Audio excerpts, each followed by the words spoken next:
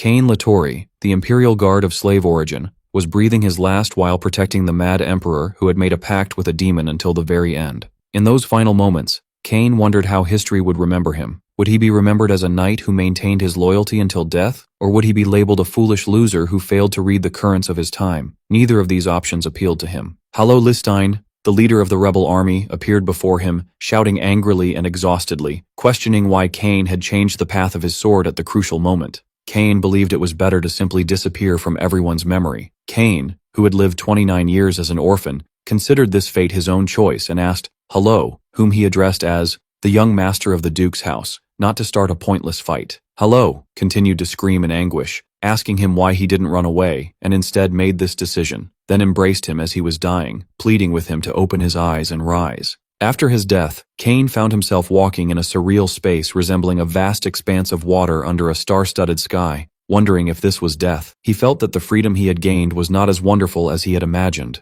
and as he was thinking about Hello and how he had cried for him, reassuring himself that his friend would be fine on his own, a violent flash of energy struck him. Suddenly his soul was transferred into the body of a newborn baby, and he heard a man's voice welcoming him to the world by the name of Karen. While Cain was in a state of shock and disbelief, an elderly man, who looked like an older version of Hello, held him and congratulated him on his courage for not crying, wishing for him to grow up healthy as his youngest grandson. This immense shock caused the infant Karen to burst into tears, as he realized deep down the astonishing truth that he had been reborn as Hello's grandson. 45 years after those events, 10-year-old Karen Listine, the only son of Count Bali, the third son of Hallo Listine, was receiving a history lesson. The teacher was explaining the modern historical society's view of the knight Cain Latori, who died with the evil emperor. The teacher explained that although Cain failed to prevent his master from treading the path of evil, he remains to this day a symbol of loyalty because he stayed by his master's side until the end. When the teacher asked Karen for his opinion, Karen first asked the teacher for his opinion. The teacher gave the prevailing view, believing that the Grand Duke, Hello, wanted to restore the honor of his close friend, citing the famous story of their friendship. But Karen surprised his teacher with a completely different opinion, stating that he believed his grandfather, Hello, hated his dead friend, and that he deliberately polished Cain's name and embellished his reputation for this very reason. The teacher was surprised by Cain's words and asked him what he meant.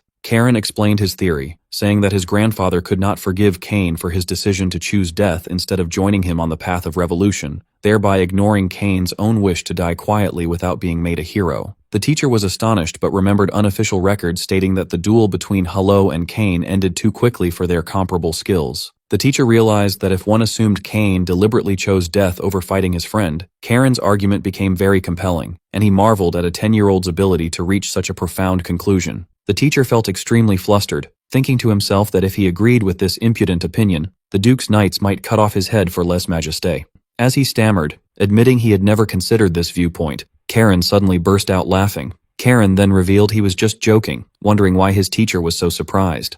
Afterward, Karen returned his thoughts to his current situation, confirming to himself that his name was now Karen Listine, the youngest grandson of the Duke Listane's family. It took him some time to grasp the situation, but he eventually came to the realization that he had been reborn as Hallo Listine's grandson. He wondered angrily how that fool dared to turn him into a hero against his explicit wishes. He should have understood without it being said. Later, Karen found his father, Bali, Hallo's youngest son, praying. After his lesson ended, Karen approached him and asked his father if he was worried about the upcoming awakening ceremony. Bali apologized to his son, and when Karen asked why, the father expressed his concern that he might have passed on his limitations, as he had been unable to awaken his magical power, unlike his uncles. Karen warmly reassured his father, affirming that no matter what anyone said, he was the best father to him. Bali was deeply moved by his son's words, embraced him in tears, and told him he was also the best son to him. He then affectionately asked him what he wanted for dinner, to which Karen enthusiastically replied that he wanted meat, of course.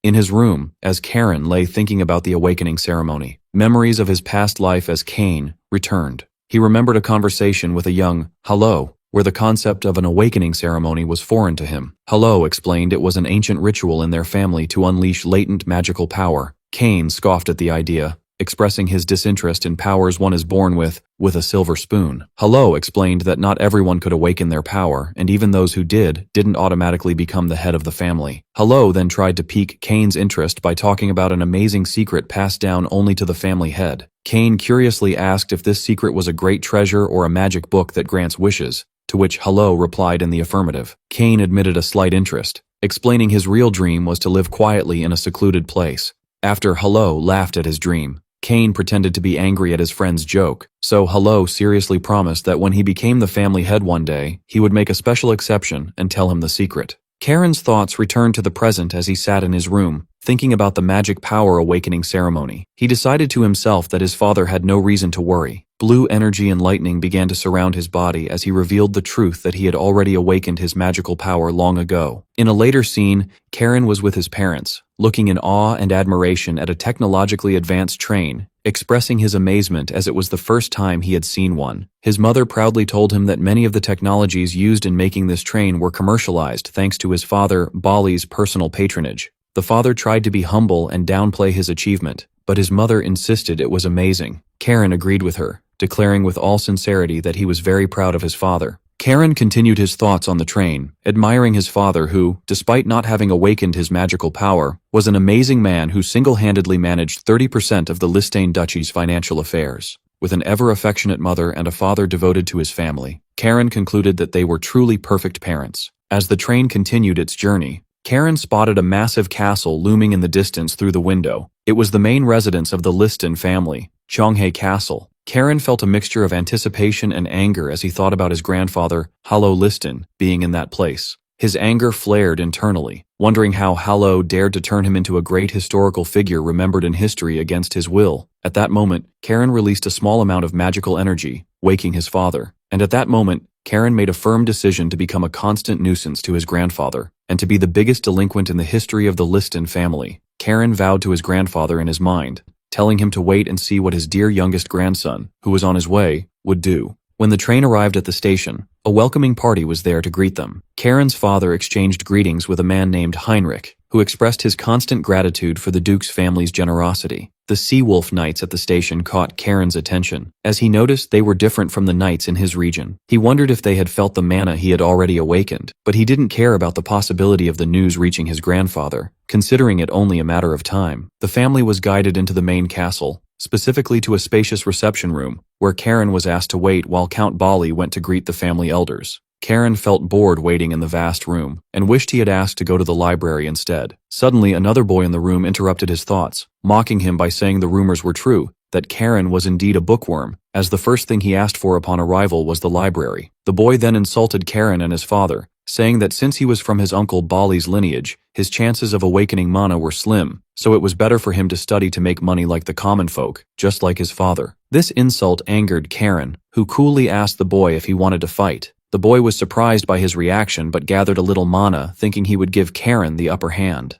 But Karen calmly wondered if there was a troublemaker being raised in the main house, then unleashed an aura of his own mana, leaving the boy completely stunned. The boy asked in shock when and how Karen had awakened his mana, to which Karen replied with a smile that his father didn't know anything about it either. Karen then told his cousin, whom he addressed as brother, that they had a problem. Karen announced that there was no need for two troublemakers in the family, and that he would take that role for himself, so the other should make way for him, leaving his cousin frozen in place with fear. Karen unleashed a terrifying aura around him and suggested to his cousin Leo that they have a little fight. Elsewhere in the castle, the eldest uncle, Tiles Liechtenstein, sat with his two brothers. Heinrich was informed that Karen had already awakened his mana, which the third knight commander confirmed. The second uncle, Raphael Liechtenstein, commented that Karen had hidden his mana awakening from the main house, questioning the intentions of their brother Bali, whom he called a failure. Bali seemed genuinely surprised, confirming he didn't know either. Tiles scolded his brother Raphael for his haste, pointing out that it wasn't strange for the failure not to know since he himself couldn't awaken mana, then described the whole situation as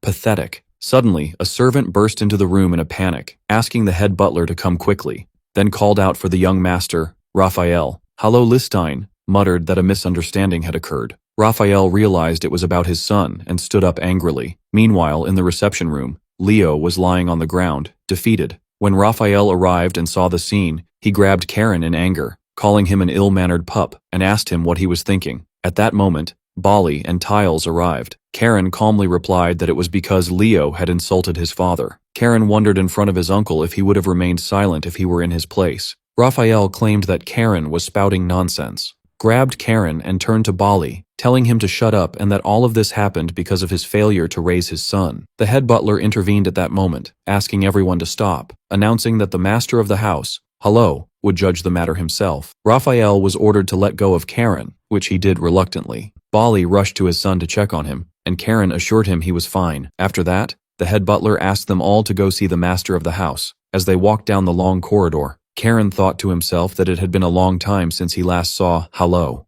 Upon entering the study, Hello, sitting behind his desk, confronted them with a direct question to Karen, asking why he had caused such a big incident immediately upon arrival. Bali tried to defend his son, but Hello silenced him sternly, asserting that he hadn't asked him and that he would hear the answer directly from his son. Hello told Karen that he knew he wasn't reckless enough to cause trouble without thinking of the consequences, and asked him for a detailed explanation of his actions. Karen was internally surprised by Hello's willingness to listen to him before punishing him, describing it to himself as an inappropriate display of chivalry. Karen then repeated his answer clearly, saying that Leo had insulted his father. Raphael exploded in anger again, accusing Karen of lying and demanding he tell the truth. At that, Hello slammed his fist on the desk and yelled at Raphael to be silent, questioning how he dared to raise his voice in his presence. Raphael apologized to his father, Hello, who decided to summon Leo to confirm the facts and ordered Heinrich to bring him as soon as his treatment was finished. But before that, Hello turned his attention to Karen, pointing out that the matter of the insult wasn't all he wanted to ask about.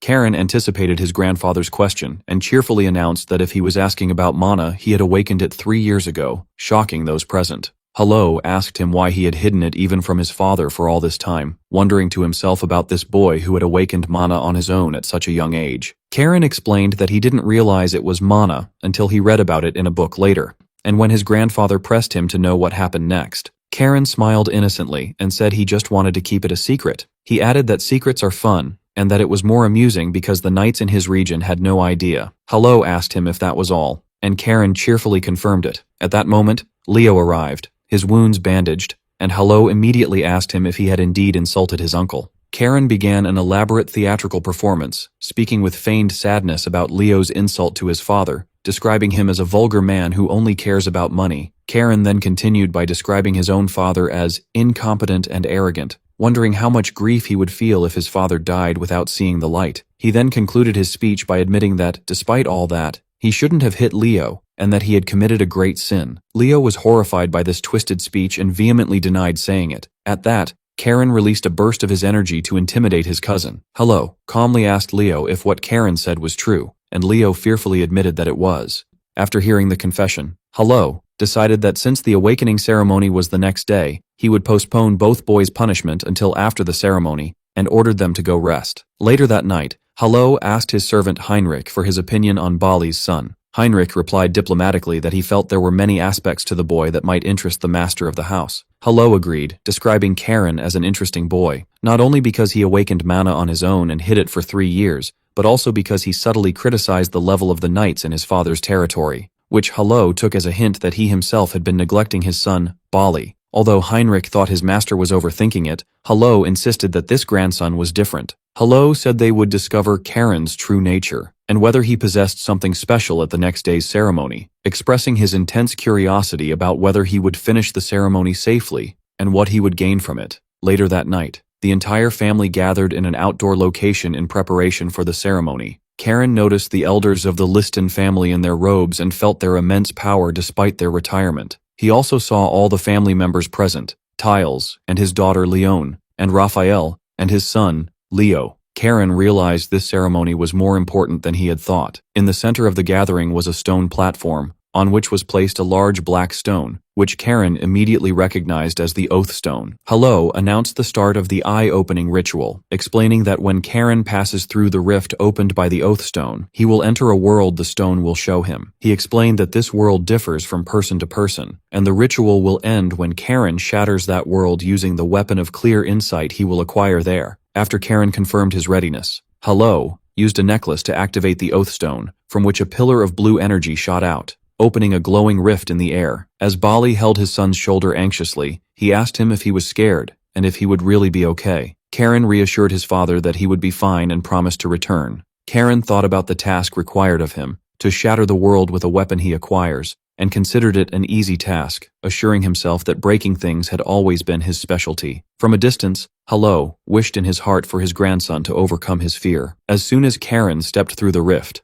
he found himself in a familiar and horrifying place, the Imperial Palace, burning and filled with the bodies of his dead comrades. He wondered angrily why the stone was showing him these painful memories, and whether the intention was to make him feel guilty for his comrades who died unjustly. Karen heard a mysterious voice describing his world as tragic and desolate, calling him the child of the Blue Wolf. The voice told him the time of the covenant had come and that he would fulfill what he had pledged with his ancestor. Karen asked the unknown voice if it was a demon, but the voice denied it, asserting that vile demons would not dare defile the blood that runs in his veins. The voice urged Karen to overcome his fear and ascend to the throne, where what he desired awaited. When Karen reached the throne, which the Emperor had wanted to protect so desperately that he made a deal with a demon, and as he walked up the stairs leading to it, he felt as if he were walking over their corpses, remembering that he had never imagined this would be the cause of their deaths. He found his old weapon there. The voice welcomed him as a representative of the Blue Wolf clan, and told him this was his weapon. Karen immediately recognized his beloved sword given to him by the Emperor, the demonic sword, Ruin. The voice asked him to imbue it with mana, but Karen objected, saying the sword devours its user's soul. The voice reassured him that the demonic will that once inhabited the sword had already been annihilated by his grandfather, and what he was seeing was merely a distorted form left by the demon's curse, and that he was the only one capable of awakening it. Karen hesitated, wondering if touching the sword was safe, afraid of returning to the person he once was, who obeyed the Emperor's orders and took countless lives. At that moment, Hello's voice echoed in his mind, urging him to overcome his fear. Karen finally understood the true meaning of Hello's unusual kindness. The purpose of the eye-opening ritual was not just to obtain a weapon, but for the heir who awakens the mana of clear insight to overcome their greatest fear. Armed with this understanding, Karen reached his hand confidently towards his sword. As soon as Karen gripped the sword, an immense blue energy he recognized as the mana of clear insight flooded him, and the sword's shape began to change in his hand. The mysterious voice told him it didn't know why the sword appeared to him in its former guise, Ruin, but it explained that this sword originally belonged to his ancestor, Rael. The voice mentioned that the reason this sword was not recorded in history books, unlike the other sword Graham that Hello took, was that its power possessed a nature completely different from that of the family. Karen felt intense pain as the latent mana in the sword began to etch itself into his body, but the voice ordered him to endure. Karen noticed the flow of mana in his body becoming more ferocious,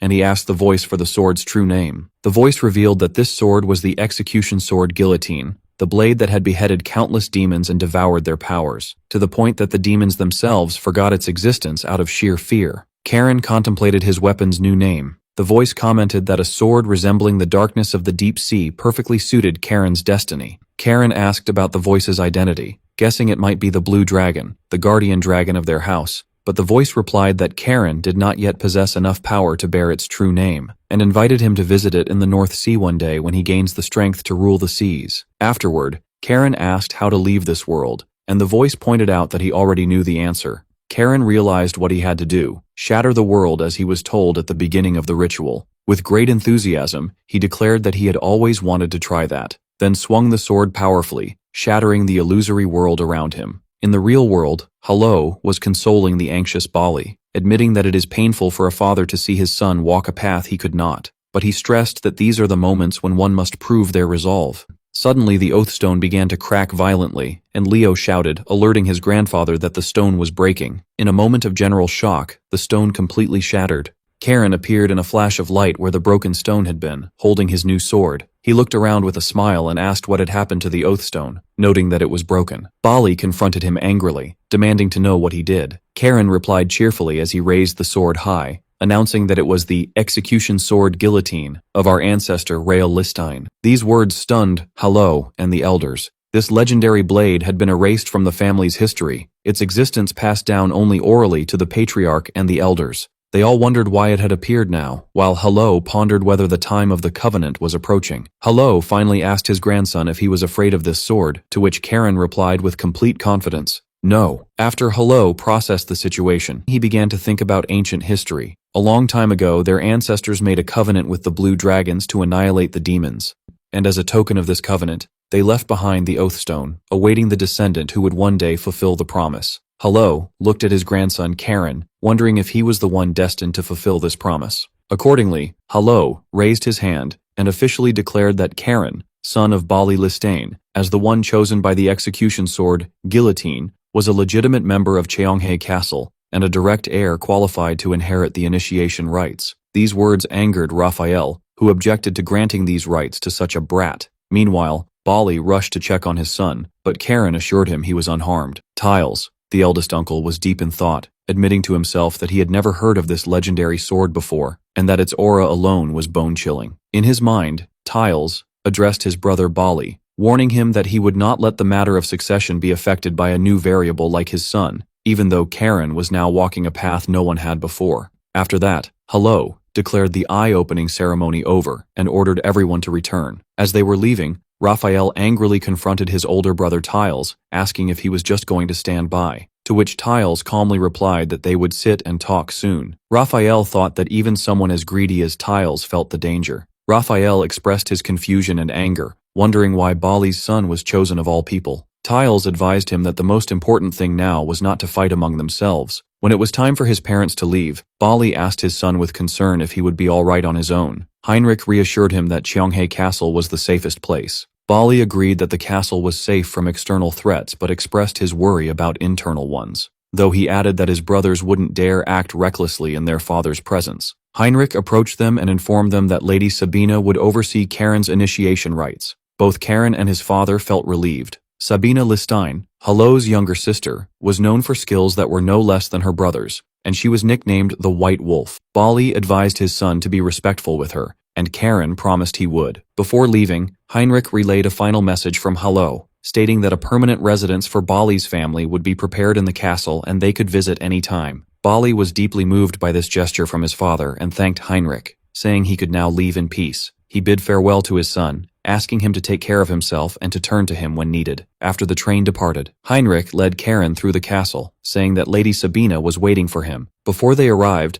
Heinrich gave Karen a piece of advice, asking him to avoid calling Lady Sabina by the title grandmother because she hated that title intensely. Karen thanked him for the advice, though he wondered to himself about the strangeness of it. They then arrived at the spirit training hall in Cheonghae Forest, a place only the direct bloodline was allowed to enter. Heinrich told Karen that Lady Sabina was waiting for him inside, and that Lord Leo was also there. At the special request of his father, Raphael, Karen was delighted to hear this and went inside, while Heinrich commented to himself that things were about to get noisy again. Karen felt a tremendous mana aura emanating from the hall even before he entered. When he opened the door, he announced his arrival, greeting the White Wolf, and a sharp voice from inside ordered him to enter without delay. Karen was surprised by Lady Sabina's youthful appearance. She welcomed him and asked if he was surprised that she didn't look as he had imagined. Sabina commented on how quickly time passed, as Bali's sweet son had already grown up. Karen immediately realized that her eternal youth was due to reconstructing her body with mana, an ability possessed only by those at the 8-star master level. Sabina ordered Karen to sit cross-legged next to Leo. Karen complied and whispered to his nervous cousin that they would be seeing a lot of each other from now on and that he was looking forward to it. Sabina commented on his knowledge of her title, so Karen told her he had read about it in history books because he liked them. Sabina smiled and said that just as her brother Hello described, he was indeed an interesting boy. When Karen asked her what his grandfather had said, she relayed his message, "He's a boy you'll like very much,"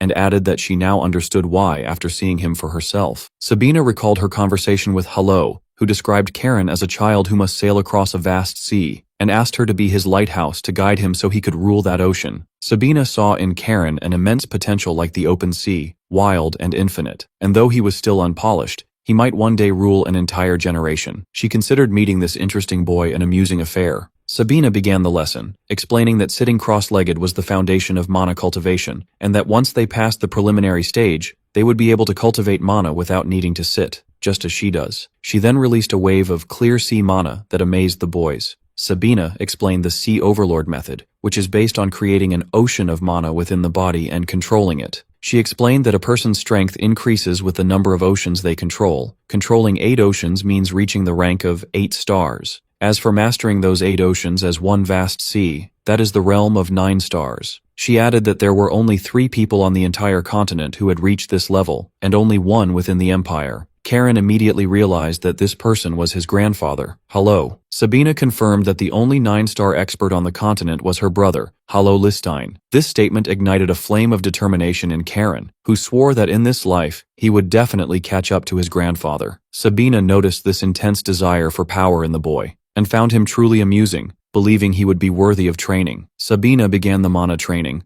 ordering the boys to pour mana into the channels that were opened during the awakening ceremony, reminding them that the power of mana should not be controlled, but accepted. Sabina watched their mana waves, and Karen noticed that his mana waves were still a bit rough, and she guided him to start from the heart first. Sabina was immediately impressed by Karen's ability, wondering how this could be the power of someone who had just finished the awakening ceremony. She compared him to Leo, who had barely begun to approach the 2-star level, despite having received the Sea Overlord method 2 years ago. In contrast, Karen, without any instruction, was instinctively carving his own mana paths. Karen felt intense pressure as if his body were being torn apart, so he stopped cultivating on his own. Sabina initially thought his body was exhausted, but she realized he had masterfully adjusted his pace. At that moment, Leo collapsed from overusing his mana, and Sabina rushed to him, scolding him for forcing his mana. Sabina admitted to herself that she had been distracted by watching Karen. She saw that the role of adults was to prevent children from harming themselves due to their recklessness.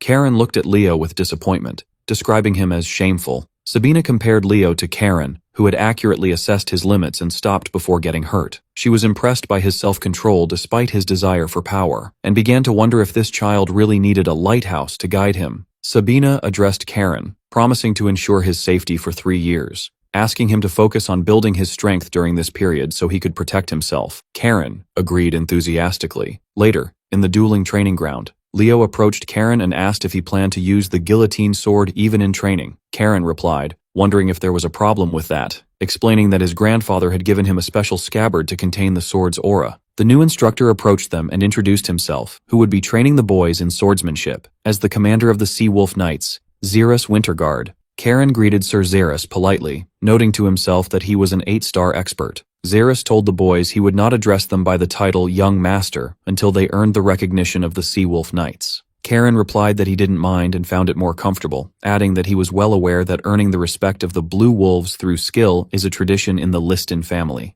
Zerus was surprised by Karen's unusual reaction, noting that most nobles would have been offended. Sir Zerus initially thought that perhaps a serious and steadfast heir had finally arrived for the family after a long wait. But Karen was confidently thinking to himself that, in the end, everyone would bow before him. Upon noticing this aura, Zerus immediately changed his mind, concluding that the one who had arrived was not a serious heir, but someone worse than Leo, a true scoundrel. Meanwhile, Sabina was warning her brother, Hello, advising him to think about Karen's impact on the succession structure and what it would mean for Hello's own son. Hello wondered if his sister was implying that his son might be threatened by his nephew. Sabina clarified that if Karen's exceptional talent became known throughout the empire, it would obviously affect who would succeed him and what would happen next. Sabina was speaking with her brother, Hello, expressing her concern that their family might end now that the Oathstone had been shattered, especially with the number of demons coming from beyond the North Sea increasing significantly. Hello dismissed this idea as nonsense and revealed a secret prophecy known only to the head of the family. The person who breaks the stone will establish a new stone, just as their ancestor did long ago.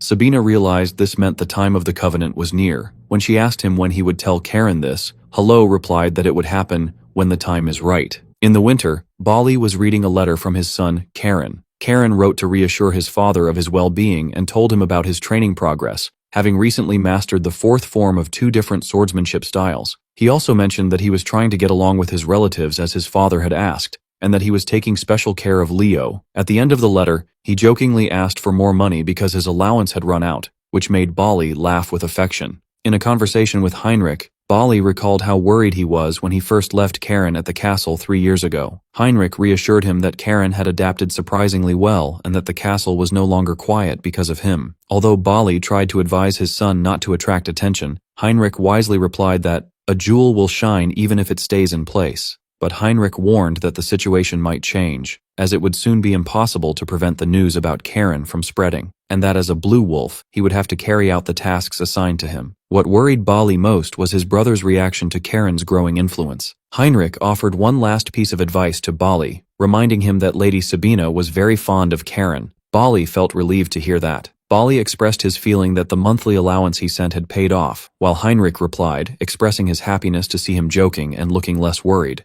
But Bali expressed his concern that his aunt would be leaving the castle soon. Heinrich reassured him again, explaining that Karen had formed a close relationship with the Sea Wolf Knights, to the point that they had given him a nickname, the Little Rabid Blue Sea Dog. In the training ground, Karen appeared, training intensely, easily overcoming a huge knight named Hans. Karen scolded him for his weakness, saying that the art of the Sea Wolf sword is useless if you are overcome by force, and that one must fight with strength even if their bones are broken. Hans surrendered, admitting that Karen was the only one who projected his strength, while Karen mocked his muscles, calling them balloon muscles. In the training ground, Hans admitted that the term balloon muscles was new to him, and acknowledged that without using mana, he was no longer a match for Karen now, lamenting how much strength the young man had gained in just 1 year. Hans then told Karen that he would likely be sent on a mission soon. Hans revealed that Sir Zerus would be the one to decide the mission's timing because Hello was currently in the capital, and he speculated that their destination would be the Celestial Dome region in the west of the duchy where demon appearances were increasing. Nearby, Leo was training anxiously, thinking that he didn't want to go on the same mission with Karen, but at the same time he hoped to make his parents happy if he did well. Back in the present, Bali revealed to Heinrich that the reason for his summons was not just Karen's letter. Bali gave him a small pouch, explaining that their territory's gate inspectors found it in a merchant's cart coming from the barony of Balos. Bali confirmed it was a drug called cocaine and asked him to investigate the matter of the barony of Balos, starting from the Blue Sea Castle. At the train station, someone got off the train wondering if this was the Blue Sea Castle. That night, Karen was wandering the castle grounds, after having snuck in and stolen a bottle of liquor from Zerus's collection, commenting to himself that messing with Zerus's collection was always exciting. As he was enjoying his drink, he heard a visitor asking the guard for Duke Listing on an urgent matter. The guard confirmed that the Duke was in the capital and that Knight Commander Zerus was in charge. Karen interjected in the conversation, and when the guard recognized him, the visitor introduced himself as the young Baron Rohan Balos. Rohan recognized Karen from the rumors he had heard about him. Although Rohan's aide suggested going to the Knight Commander, Karen insisted that he would be the one to listen to his story, arguing that it was a matter of courtesy for a noble from their side to receive a visitor who had come in person on an urgent matter. Karen ordered the guard to deliver a separate message to Zerus. Karen's political judgment impressed Rohan, though Rohan was concerned to see a boy holding a bottle of liquor. He then invited Rohan to follow. In a private room, Karen summarized Rohan's problem, the presence of a group of bandits in the eastern mountains of his barony. Rohan confirmed this, adding that these bandits were spreading drugs and kidnapping people to sell as slaves. Rohan explained with regret that his barony was poor and militarily weak, and that his father's attempt to confront the bandits had failed, and resulted in him being injured and bedridden. Karen slammed the liquor bottle on the table in anger, declaring that tearing these scoundrels to pieces was not enough punishment for them. But he pointed out a puzzling point, wondering how a mere group of bandits could be strong enough to fight a regular army. Rohan replied that they suspected these bandits might actually be deserters from the Southern Kingdom's army, which was currently at war. Karen analyzed the situation, concluding that after the evil emperor's abdication, the imperial army had focused its reduced resources on the war in the south, creating a security vacuum in the north. That allowed deserters to become bandits. Rohan agreed that this theory seemed the most plausible. Karen then offered Rohan a drink, explaining that the barony of Balos was adjacent to the fiefdom where his father resided, making this a personal matter for him as well, and he expressed his desire to help personally. Rohan felt grateful for this gesture, though he wondered to himself about the appropriateness of accepting a drink offered by a child. Karen cheerfully admitted that the drink was stolen from Sir Zerus's collection and asked Rohan to keep it a secret between them. Rohan was shocked to hear the name of the famous knight commander. At that very moment, Zerus entered the room and asked Karen if they hadn't agreed that he wouldn't touch his drink. Rohan got flustered and spilled his drink, but Zerus reassured him. Zerus addressed Rohan, confirming he had heard of his grave concern about the bandits, which Rohan confirmed was the reason he came to ask for help. As Zerus was about to reply, Karen interrupted him. Zerus turned to him, scolding him for drinking at his age, and took his drink away. Zerus apologized to the young baron for the scene, then reassured him that Blue Sea Castle would not stand idly by while an old partner suffered, and told him they were planning to organize and dispatch troops soon. Karen volunteered to go on the mission, but Zerus immediately refused, arguing that the enemy was a trained group and might have unknown skilled fighters. Rohan was surprised by Karen's seriousness in wanting to help. Zerus objected, knowing that real combat was different from training. Karen argued that being overprotective was not good, but Zerus insisted he would rather send him to face a clear danger in the west than an ambiguous one. At that, Karen smiled slyly and asked him what if he made him an offer he couldn't refuse. In a later scene at the train station, Leo was shocked at being forced to go on the mission, while Karen enthusiastically wrapped an arm around him, delighted that it was their first mission. Zerus, who was watching the scene, realized he had been tricked and that Karen had used Lady Sabina as leverage. Zerus thought that perhaps this was for the best, as a reliable guardian would accompany them. Zerus realized that his agreement to the condition of Lord Leo going implicitly meant his satisfaction with the results of their training. Baron Rohan was also present to see them off, and he was very worried about the safety of the Duke's grandsons and his family's responsibility if any harm came to them. Zerus tried to reassure him, and assured him that there was no need for him to worry, as he explained that with Sabina present, no harm would ever come to the boys. But Sabina interrupted him with a shocking statement, declaring that she did not intend to intervene unless the boys were in danger of death. This statement terrified Rohan and Leo. Zerus commented on her usual audacity, and Sabina hinted that there was a reason preventing her from standing on the front lines, something Zerus seemed to understand and accept. At the train station, Sabina noticed Leo trembling, so she addressed him, saying she understood his fear, but she urged him to consider this mission an opportunity to prove how serious he was about his training over the past 3 years, and a chance to gain recognition as a member of the Blue Wolves. Karen interjected with his sarcastic style, wondering if Leo always needed someone to push him from behind. Leo responded angrily, but Karen's words awakened his resolve, and he realized it was time to prove himself. The magic train departed from Blue Sea Castle heading to the barony of Balos. As the train moved away, Karen thought to himself that he hadn't expected this moment to come so quickly. On the train, Sabina explained to Baron Rohan why she couldn't appear on the front lines. Her presence at Blue Sea Castle was a secret, and if she were discovered, the bandits would disappear without a trace. However, Rohan remained concerned about sending only 2 children on this mission, as he noticed Karen showed no signs of tension, while Leo seemed extremely anxious. Meanwhile, Leo was remembering his mother's scolding. She had asked him how he could get close to Karen after the humiliation he suffered 3 years ago, which had stained his father's honor, assuring him that Karen was his rival, not his friend.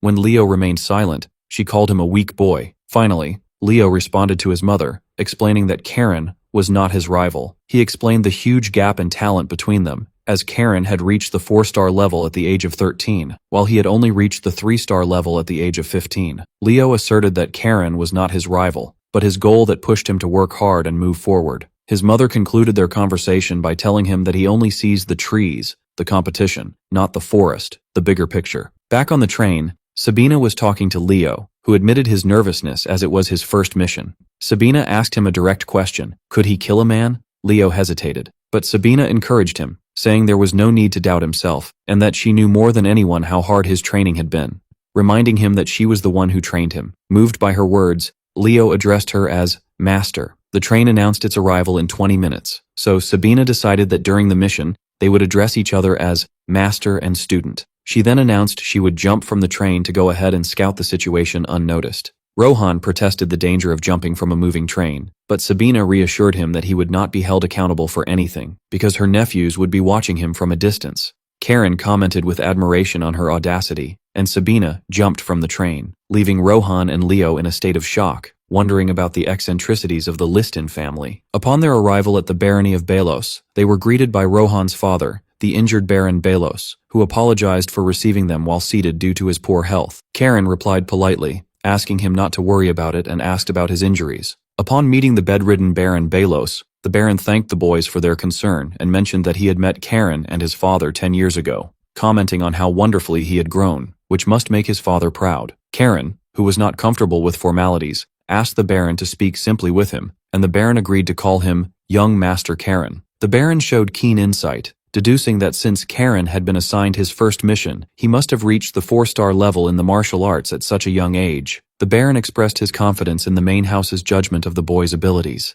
but at the same time he felt concerned about sending 2 promising young men on such a dangerous mission. Karen reassured the Baron, saying he understood his concern, but failure in their missions would stain the honor of the Blue Wolves, and that they never consider failure. He then turned to Leo for confirmation, and Leo reluctantly agreed that they would definitely succeed. The Baron laughed and thanked them for their confidence. Karen noticed that the Baron needed rest and announced that they would be leaving. The Baron entrusted the matter to them and told them he had prepared a guide for them to follow. The boys set off with the guide through the snowy mountains. Karen mocked Leo, wondering if he was already tired, but Leo ignored him and expressed his distrust of the guide, pointing out that there was no guarantee he wasn't colluding with the bandits.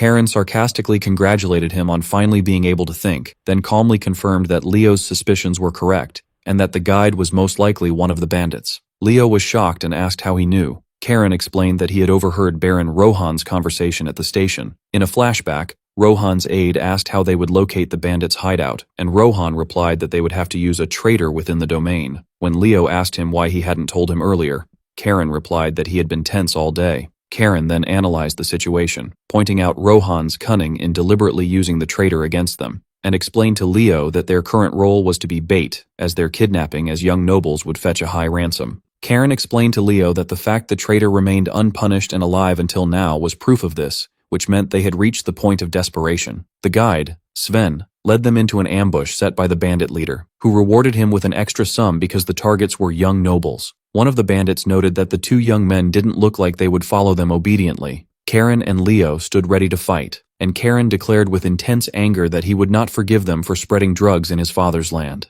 Back at the Baron's residence, Rohan asked his father if he was okay. His father reassured him of his health. Rohan offered his father a cup of water, and the concerned Rohan asked his father if the two young men would be all right. The Baron father replied that Blue Sea Castle sending the boys without sufficient information was proof enough of their confidence in their abilities. He then added that Karen reminded him of Duke Hello's younger days, not just in appearance but in his confident demeanor and his calm and dignified attitude. At the Baron's residence, Baron Balos expressed his confidence to his son, saying it was right to place expectations on the two boys. Meanwhile, in the snowy mountains, Karen was engaged in a fierce battle, skillfully and supernaturally beheading bandits. Leo watched the scene in horrified silence, thinking to himself that Karen was a true monster. The bandit deputy leader apprehensively told the leader that they were not ordinary people and that they should withdraw to inform the main force. This angered the bandit leader, who refused to be defeated by a green boy and rushed towards Karen with a red aura. But Karen met him coolly, describing his war cry as annoying,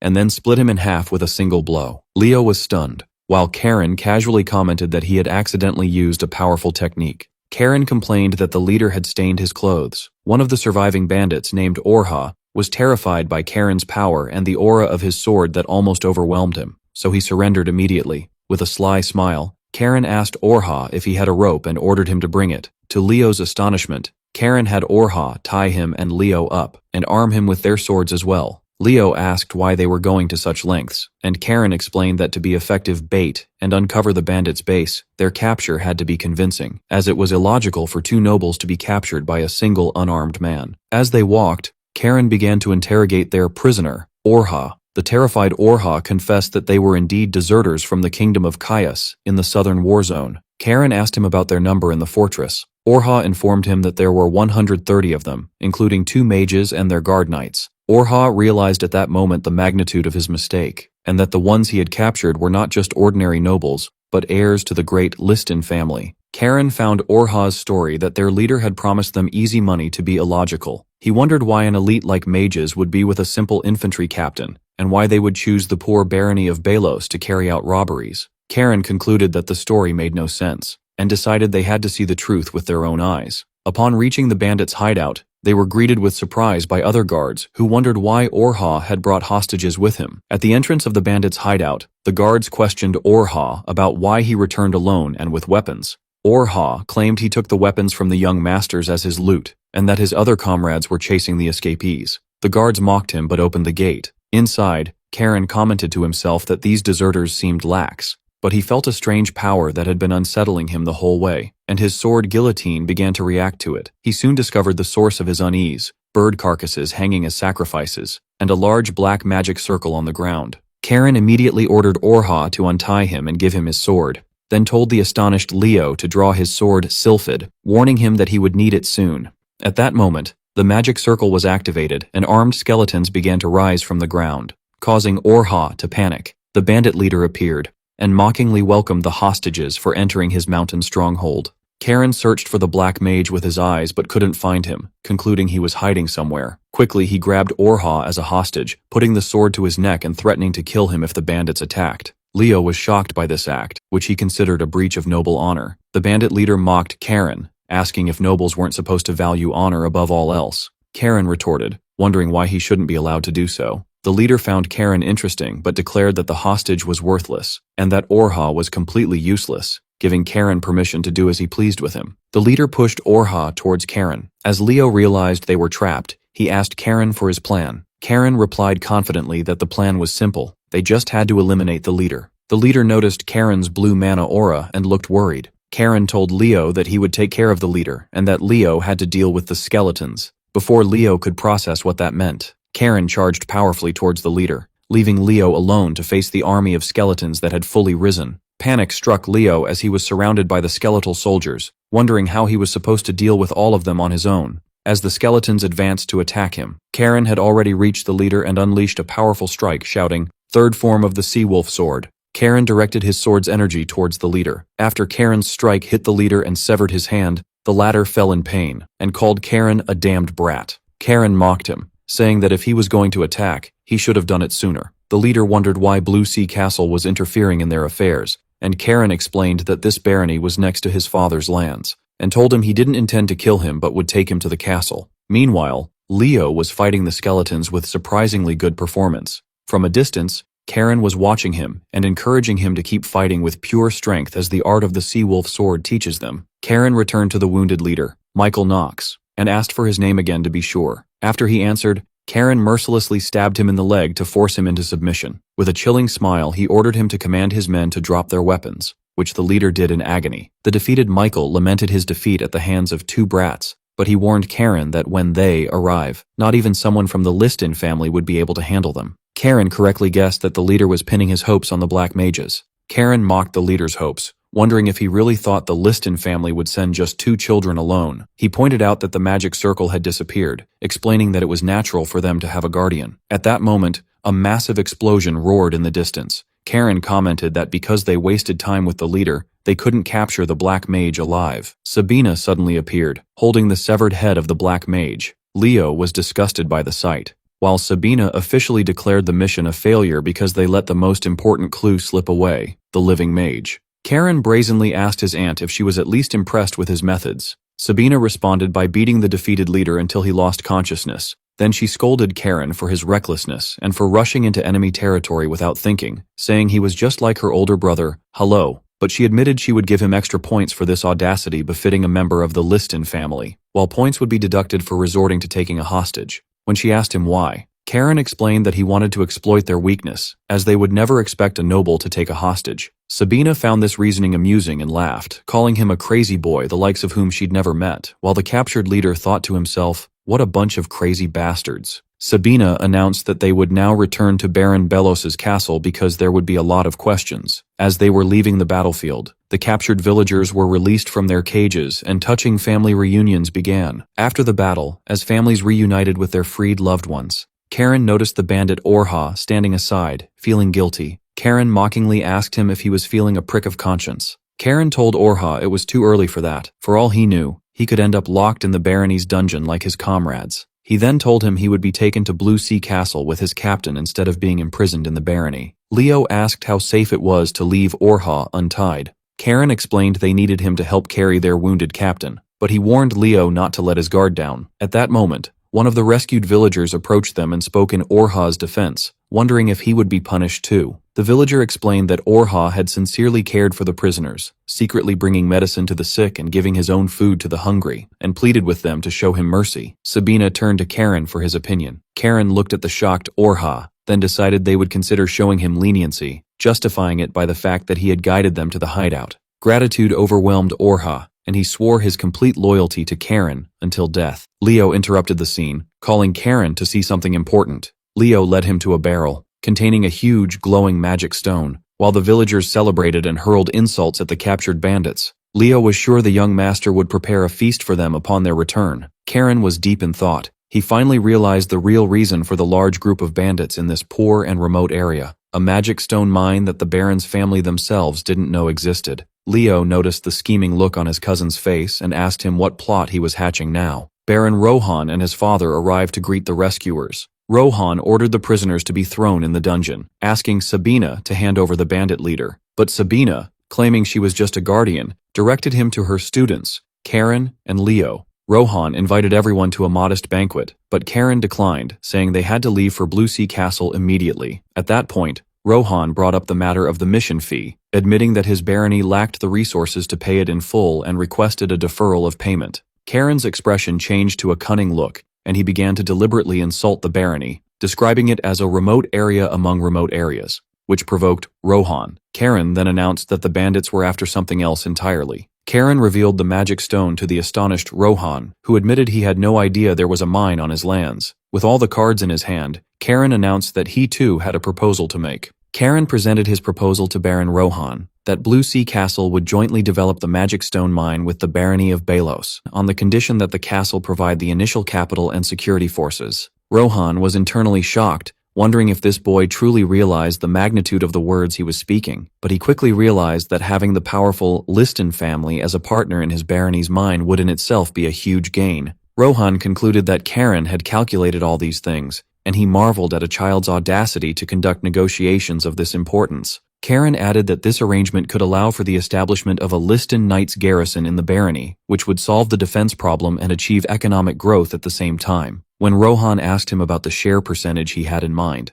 Karen cleverly dodged, saying it was unreasonable for a child like him to discuss the fine details of such a project, and that this was a matter for Rohan to discuss with his father. Rohan agreed to consult his father and contact them soon. Later, Karen asked Lady Sabina why she expected things to get complicated at the bandits' hideout. Sabina explained that the reason was the black mage she dealt with, revealing he wasn't just any ordinary mage, but Tad Delahada, a second-degree wanted criminal in the Empire and a sixth circle mage. Sabina scolded the boys for getting preoccupied with the small fish, the bandits, and ignoring the more important target. Sabina continued her lesson, explaining that true strength only grows by facing strong opponents, and that if they had defeated the black mage themselves, they wouldn't have wasted their time with rabble. For this reason, she considered the mission a failure, a judgment Karen accepted respectfully. She then turned to Leo, who felt he had been ignored, and unexpectedly praised him, saying his performance was much better than she had expected, especially since it was his first time facing the undead. She encouraged him to be more confident in himself. At Blue Sea Castle,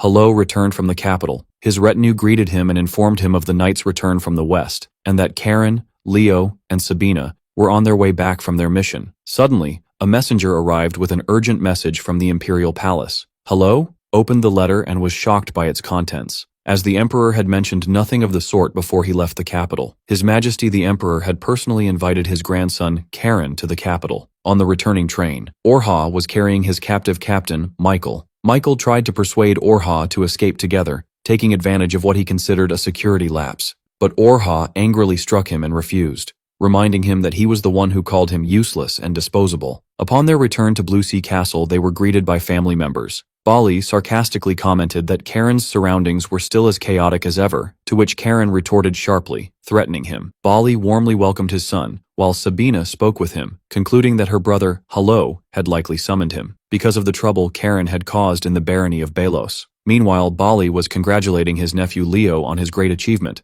noting that the news had preceded him. Leo felt happy, believing his father and grandfather would be proud of him. Then Karen announced he was tired and would go up to rest. The conversation took a serious turn, as Sabina asked Bali if he knew anything about the unusual political situation in the Empire. Bali explained that the other great powers, except for their family, were rapidly uniting, centered around the Salmon Duchy and the Diaz Marquisate. Sabina added that their father, Hello, had planned to meet with several families in the capital to assess the situation, but he cancelled everything because his talks with the Emperor did not yield a satisfactory result. Bali explained that these two families were the ones who contributed to the overthrow of the previous emperor and the installation of the current one, and that they now control the system. Sabina lamented that her brother, Hello, had decided to withdraw from central power for the future of the empire, only to be met with this treatment now. The two concluded that the era of peace was nearing its end, and that it was time for their family to make a move. Sabina saw a positive side to the situation, pointing out that what Karen had done might be the most useful thing for them at the moment, as it gives them a justified reason to expand their influence by sending troops to the lands of other families. She described Karen as an interesting boy because he did something beneficial for the family at the perfect time. Bali told his aunt that she praises him too much, to which she replied that she wasn't really praising him. Later, Sir Zerus greeted them, congratulating them on their achievements in subduing the fugitive bandits. He announced that he would immediately begin interrogating the bandit leader whom Orha was carrying, vowing to extract every piece of information from him. When he asked about Orha's identity, Karen explained that for the time being, he was also considered a bandit,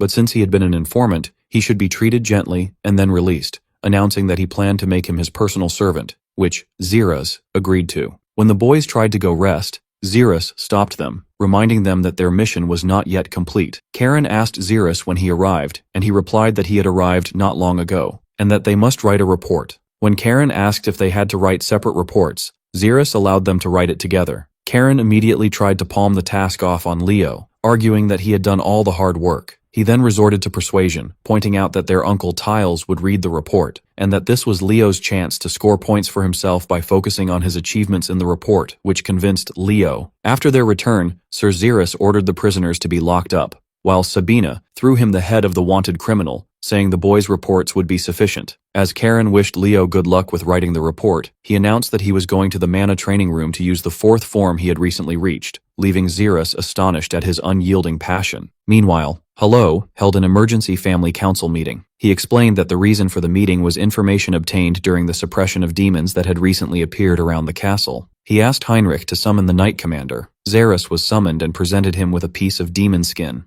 Hello told them that this piece was collected from the western Celestial Dome region. Hello noted that the dark mana latent in the skin was not ordinary, and realized with a shock that it belonged to the fallen Emperor. Hello proposed 2 possibilities. Either it was merely his will lingering in the world, or the fallen Emperor was still alive. Hello deduced that this matter was connected to the ongoing events in the Empire, then revealed another development. News of the events in the barony of Balos had reached the Emperor's ears, who had extended a personal invitation for Karen to come to the capital. Hello announced his plan to send Leo and the Seawolf Knights to accompany Karen, but he stressed that he would ask for Karen's opinion first and would not force him to go as he was still a child. Most importantly, Hello wanted to understand what Karen was thinking when he made that deal with Baron Balos, so he ordered Zerus to bring him. Zerus found Karen meditating in the training room. Karen asked Zerus when he had arrived, and he replied that he had arrived not long ago. Karen told him that besides the immediate family, Sir Zerus was the only one allowed to enter, but he didn't remember Zerus ever entering the training room before, which meant it must be urgent. Zerus informed him of his summons to the family council to discuss an impending trip to the capital.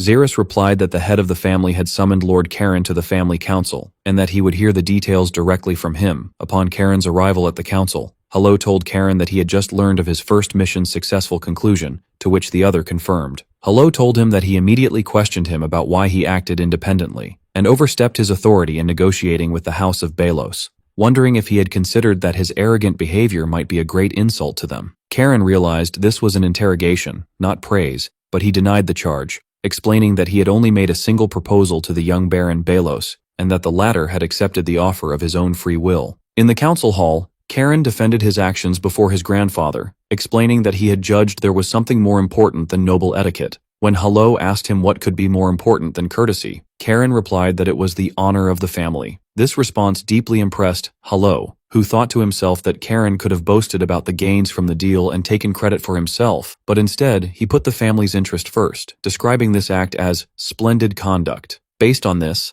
Hello announced his decision. He acknowledged that the deal Karen had brought would greatly benefit the family, and he tasked his son Bali with handling the formal negotiations. Bali agreed to leave for the barony of Balos at dawn the next day, to which Hello commented that a father bringing glory through his son's merits was not a bad thing. Hello then moved on to the next topic, the Emperor's letter, and formally informed Karen that His Majesty had summoned him, as news of him had reached the capital. Karen deduced that, according to Zerus, the Emperor's letter had already arrived before Hello's return to Blue Sea Castle, and then wondered to himself if the Emperor's intelligence network really had such capability. Karen thought about it, concluding that the influential nobles controlling the puppet Emperor were the ones behind this swift invitation, not the Emperor himself. Hello offered Karen the option not to go. Hello thought about Karen, believing he must have already realized what going to the capital at this time meant. Hello began to think about the strategic implications of accepting or refusing. Bali knew that Hello should not have given the choice to Karen, but Karen interrupted them, declaring that since the Emperor was the one who summoned him, it was his duty to go, adding that this would be an opportunity to see his maternal grandfather again. When Karen asked if he would go alone, Hello confirmed that Leo would accompany him, in addition to Hans's squad as guards.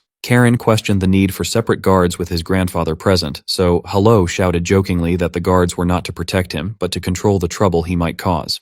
And Hello announced that the departure time would be in 3 days. In a later scene, Bali concluded his negotiations with Baron Rohan, It was agreed to divide the mine's shares with 80% for the Liston family and 20% for the Balos family. But Bali was puzzled by an additional condition he found hard to understand, allocating 5% of Balos's share, a quarter of their share, directly to Karen and Leo, considering this amount excessive for a mere commission. He asked Rohan, a distinguished graduate of the Imperial Academy, the reason for this decision. Rohan frankly explained that this condition was an investment, to win the favor of the two young wolves who would one day lead Blue Sea Castle. Bali saw Rohan as arrogant for thinking he had grasped the talents of these children and considered it extremely rude. Bali and Rohan exchanged some sharp words, with Bali praising his audacity. Finally, the boys were summoned, and they gratefully accepted the offer, and Rohan expressed his family's honor in this partnership. As they were leaving, Leo had a question for Karen. After sealing the deal with the barony of Balos, Leo asked Karen how they would divide their 5% share.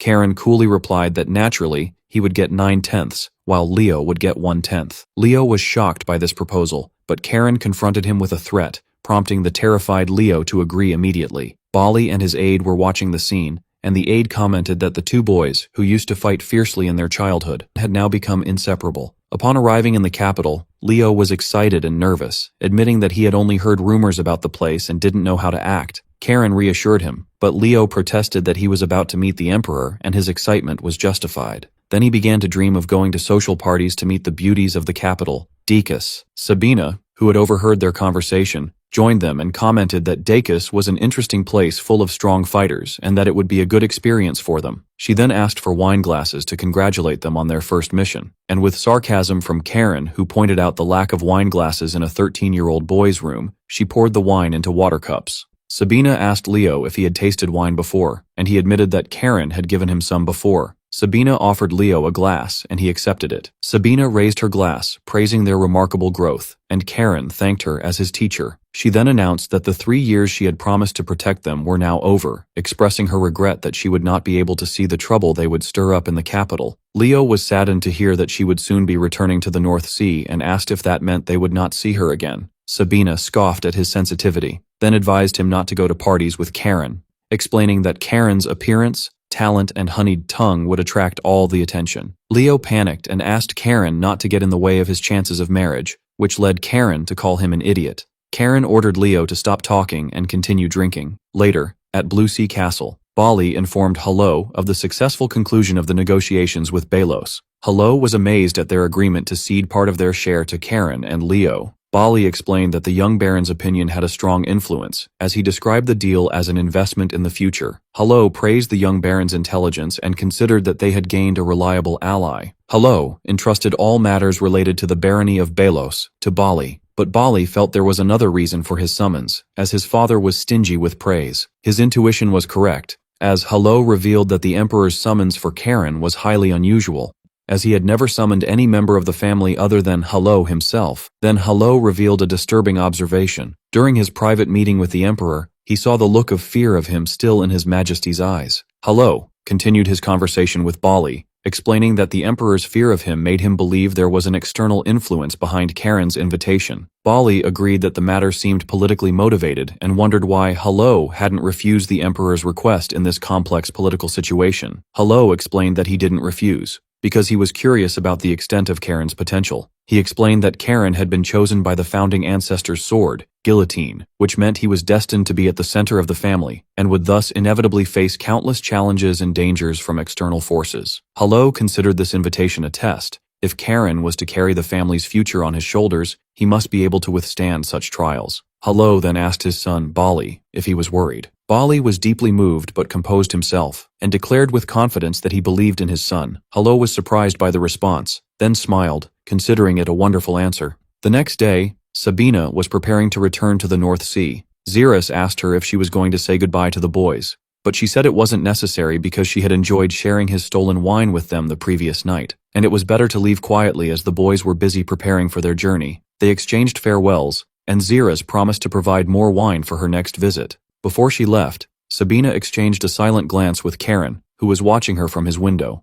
Then she departed, bidding him farewell until their next meeting. Karen thought that the North Sea was like a home to him. He thought about finding some food and wine while he waited. He didn't think Sabina would leave so quickly. As soon as Sabina left, Karen thought that his uncles would now start to make their moves. As if fate were responding to his thoughts, his uncle Tiles suddenly appeared behind him, startling him. At the train station, servants were carrying the young men's luggage. Leo wondered about the reason for all the fuss, and Heinrich explained that it was normal because they were going to meet the Emperor as representatives of their family. Karen grumbled about Hans's squad being with them, and Zerus explained their purpose was to protect them, but Hans rudely replied that the purpose was to make sure they didn't cause trouble. Before leaving, Tiles visited Karen in his room. After they greeted each other, Tiles confirmed he had heard about his trip to the capital, then told him he had one request for him. Tiles asked Karen not to act in the capital the same way he acts at Blue Sea Castle. Karen agreed, but realized to himself that his uncle was openly admitting to have been watching him all this time. Tiles warned him that the capital was full of enemies waiting for a chance to bring their family down, and that if Karen gave them any pretext, he would personally punish him severely. As soon as Tiles left,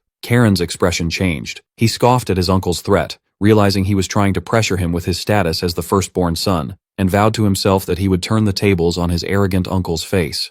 At the train station, the preparations for departure were complete. Karen was bickering with Hans, when Orha, the former bandit, approached them and thanked him for giving him another chance. Karen replied coolly, then cruelly joked that he would only take him to the capital to throw him in its brutal prison, reminding him not to slack off. Orha begged Karen not to abandon him, to which Karen replied that they would see how he behaved. Zerus gave the boys one last piece of advice, telling them not to cause trouble and to return safely. As the train was about to depart, Bali rushed onto the platform to see his son off. He explained that he came because he wanted to see him again before he left, and told him that his maternal grandfather was also looking forward to his arrival. Bali hugged his son, asking him to return safely, and to try to keep trouble to a minimum, which made Karen laugh. After the train left, while Tiles was in his office, he received information that his second son, Raphael's wife, was plotting something in the capital, but he decided not to take any action for the time being. On the train, Karen asked Hans about the duration of the journey, and he replied that it takes about 6 hours through the autonomous territory of Teba. They talked about Teba, the unusual city where commoners directly elect their mayor, and where commerce and industry flourish more than agriculture,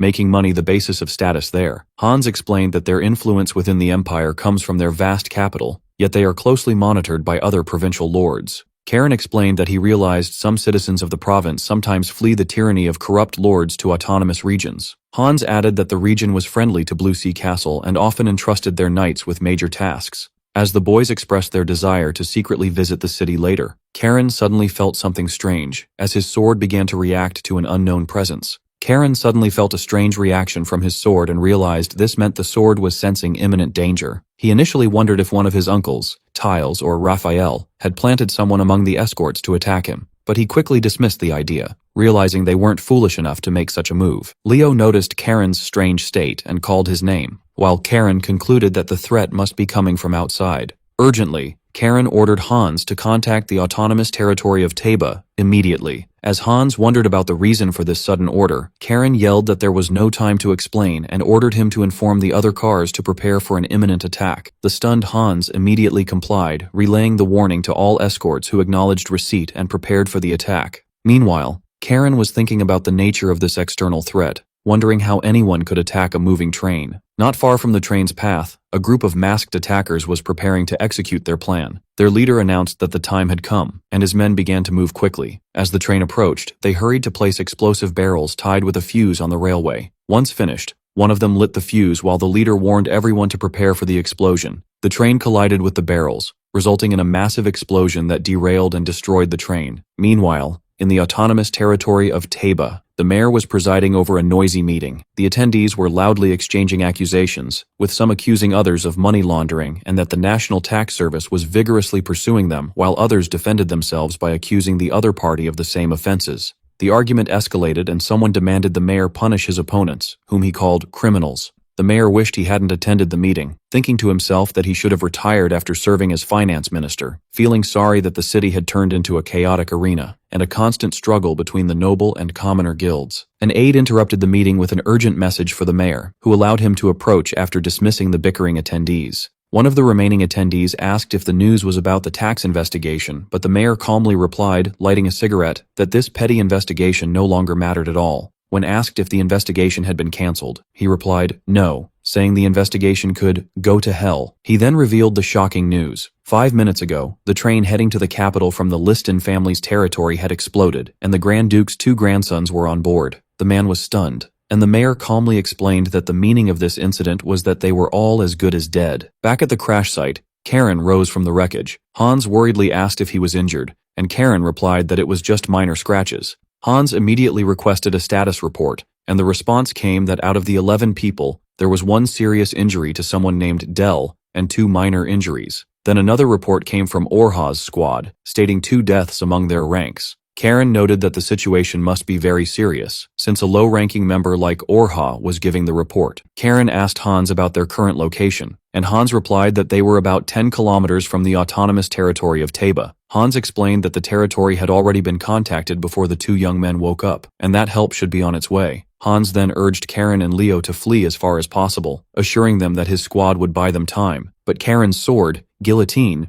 reacted again, and he realized they were not alone, and that an ambush awaited them. Karen rejected Hans's suggestion to flee, apologizing and telling him it wasn't possible. When Hans asked why, Karen explained that these attackers had destroyed the Emperor's precious railway, which was nothing less than an act of rebellion. He wondered how far they could run from people with such audacity. He then turned to Leo and asked if he could still fight, which Leo enthusiastically agreed to. Karen concluded that there was only one option left. As one of the masked attackers staggered from a surprise blow, Karen appeared behind him with a confident smile. Karen declared that they all must be killed and began the attack. The attacker's leader noted that the number of defenders was more than he expected, so Hans ordered the second squad to get off the cars and form a defensive line to protect the young masters.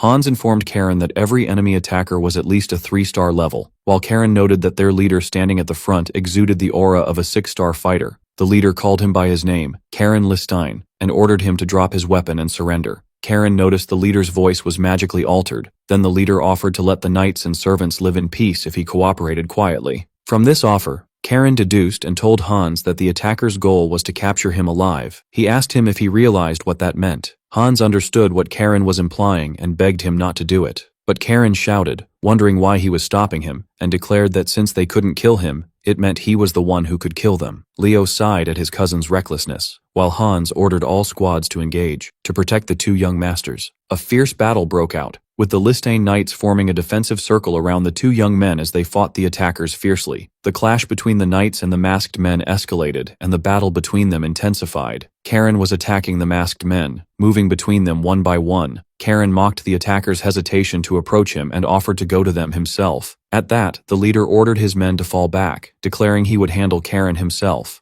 Karen commented that the boss had finally decided to show up, but Hans stepped in front of him, telling him to back down because this opponent was too dangerous. The leader mocked Hans, calling him a sea knight, rushing to his death. Hans retorted defiantly that they would see who would die, and charged at him, letting out a war cry. The clash between Hans and the masked attacker leader began. The leader launched a fierce attack, but Hans managed to block it with difficulty, surprised at his ability to deflect such a powerful blow. Through the leader's fighting moves, Hans realized his identity, wondering if he was the 6-star knight from the Sultanate of Bavar, Scion Hakeim. Hans was confused as to why a knight from the Sultanate of Bavar was in the Empire's territory, especially with a non-aggression pact between the 2 countries. He also wondered why he was specifically targeting the Listein family, as there was no significant animosity between the duchy and the Sultanate. Despite his confusion, Hans decided he would find out the truth for himself, feeling confident because the tide of the battle was turning in their favor, as the 2 young masters were also fighting well. But in a moment of distraction, Hakeim seized the opportunity and dealt a powerful blow to Hans. Hakeim mocked Hans for letting his focus waver, pointing out that his knight's formation had already collapsed. Hans retorted angrily as he gathered his strength, but Hakeim struck him again and told him that resistance was futile and offered him to surrender. Hakeim looked around and saw that his knights had already been defeated and that his formation had crumbled. Hans offered Hakeim and his men a chance to surrender, assuring them he would guarantee their lives and asking them about the point of dying in a foreign land.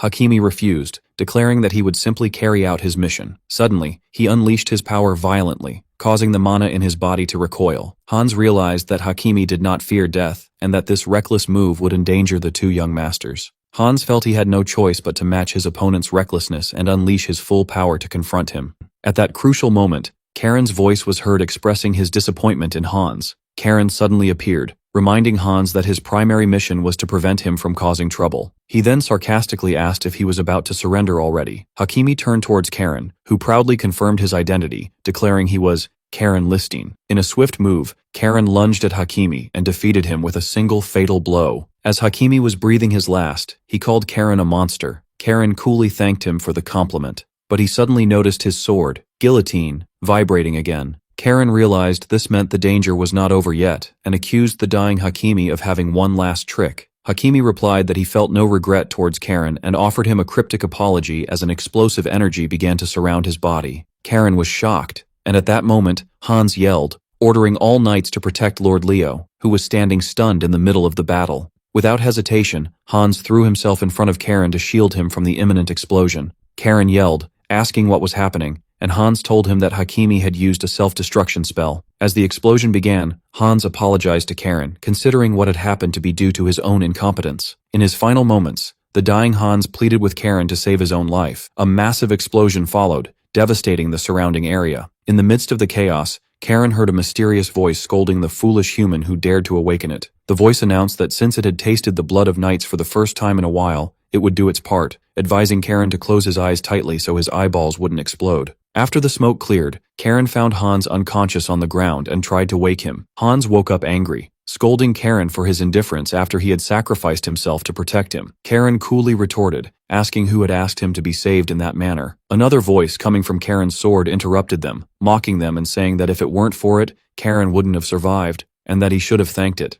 Karen was shocked when he realized his sword was talking. He looked around at the immense destruction caused by the explosion and wondered what had happened. Karen asked the sword if it was an ego sword, a type of sword made from the souls of mad blacksmiths. The sword became enraged by the comparison and threatened to cut off Karen's neck if he repeated it. Karen wondered why it saved him if it intended to kill him for something so trivial. The sword angrily explained that it had used all the mana it had stored to save him from the explosion, and if not for that, it would have already cut off his neck. The sword then complained of exhaustion, and wondered if there was another way to absorb mana besides fighting enemies, suggesting it could also absorb mana from Karen's blood. Karen concluded that since the sword craved its master's blood, it must be a demonic sword. At that moment, a group of knights arrived. Their commander introduced himself as Haley, commander of the Teba Self-Defense Forces. Hans stepped forward and introduced himself to Haley. As they were talking, Karen sheathed his sword. The sword complained that it couldn't talk while inside, to which Karen replied that was wonderful and told it to sleep quietly. Haley recognized Karen as the grandson of the Grand Duke Hallow and expressed his region's full responsibility for the unfortunate incident. He explained that he had come on the mayor's orders to escort the ducal family members to safety. Karen agreed and asked him to take care of the many wounded. While riding in the carriage, Hans asked Karen if he was sure he didn't want to return to Blue Sea Castle, pointing out that the danger might not be over and that the on-site investigations would take time. Karen reassured Hans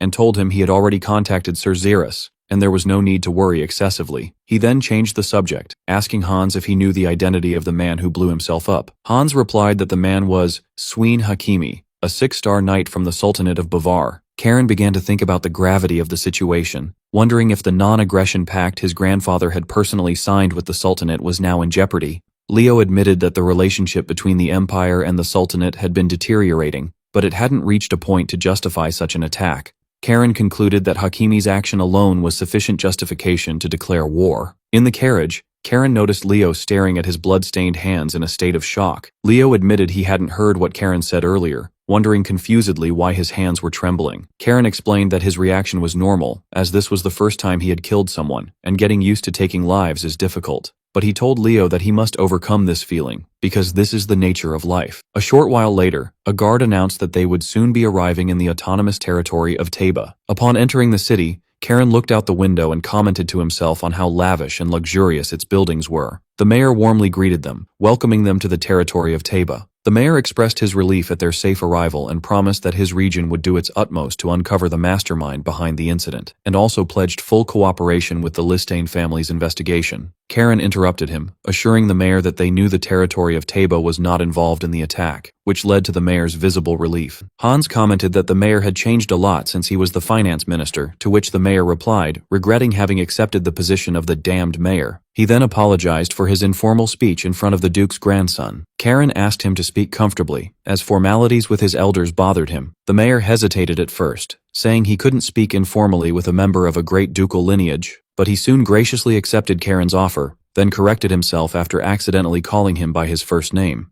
To change the atmosphere, the mayor suggested they move to another place to continue their talk. In a private room, Karen began to question the mayor, pointing out that the attackers had used explosives, not mana, to destroy the railway. He explained that explosives can only be obtained through the Military Supply Administration, which is strictly managed by the Empire, making it nearly impossible to smuggle them from within. Karen then proposed his theory, wondering if the explosives had been smuggled from outside the Empire, specifically from the Sultanate of Bavar. He reminded the mayor that the Empire and the Sultanate were the only two capable of manufacturing such high-quality explosives, and hinted that the situation would be embarrassing for the mayor if merchants from Teba were involved in such smuggling. The mayor was shocked by the accuracy of Karen's deduction. The mayor realized that if he didn't agree with Karen's theory, he could be seen as an accomplice, so he was forced to concede that the probability of smuggling was high. In his heart, the mayor cursed the stupid smugglers who had put him in this difficult position. At that point, Karen asked him to remember one thing, that the Seawolf Knights and members of Blue Sea Castle were harmed in this incident. The mayor realized he was being cornered, that the Listane family was known for repaying favors tenfold and debts 100-fold, and that he would be finished if he didn't cooperate. In an attempt to change the subject,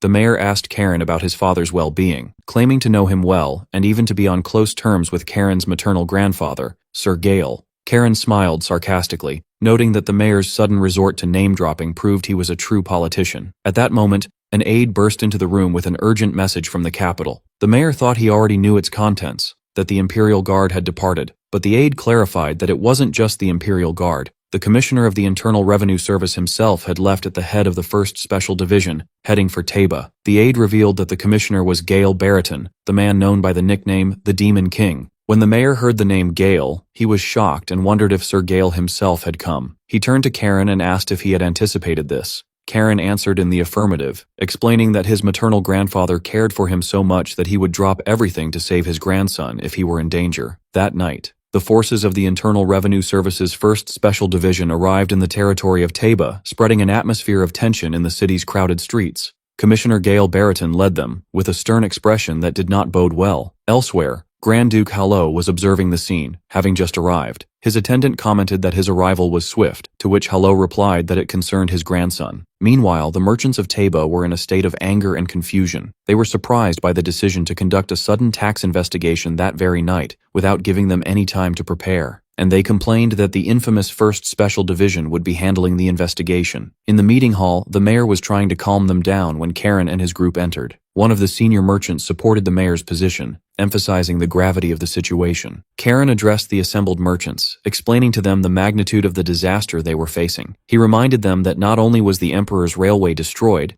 but the Grand Duke's grandson and members of Blue Sea Castle were also attacked. He added that the attack was carried out using explosives presumably smuggled through the trade guilds in the territory of Teba, and then asked them if they now understood the seriousness of their position. The merchants were stunned and tried to back down, claiming they were only asking for more time to prepare. Karen asked the merchant who was speaking for his name, and he introduced himself as Viscount Homer of the Homer Trading Group. Karen calmly replied that he would personally make sure to deliver the Viscount's name to his grandfather at the National Tax Service. The Viscount was terrified and begged Karen to reconsider, admitting that he had spoken hastily. At that moment, the arrival of the 1st Special Division and the Commissioner was announced. Gail and his men entered, and he announced the immediate start of the tax investigation into all trade groups. He explained that the tax service had received reports of wealth accumulated through smuggling and tax evasion, and that the Emperor himself had ordered a thorough investigation, demanding everyone's full cooperation. Leo whispered to Hans, asking if the 1st Special Division was really that scary. Hans explained that this division deals with high-ranking merchants and nobles,